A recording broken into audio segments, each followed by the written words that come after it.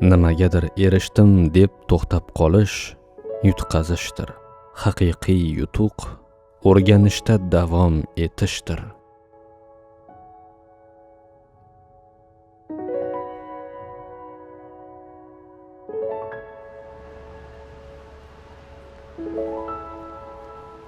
Assalomu alaykum aka. Qalisan Kibarali? Yaxshimisan? Darslaring yaxshi bo'ldimi? Ha, yaxshi.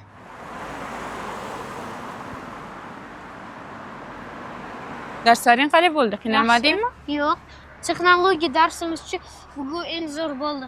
Hamchi Alina adasichi MacBook olib berdi. Bugun darsga olib keldi. Oyi, adamgachi menga MacBook olib bersinlar.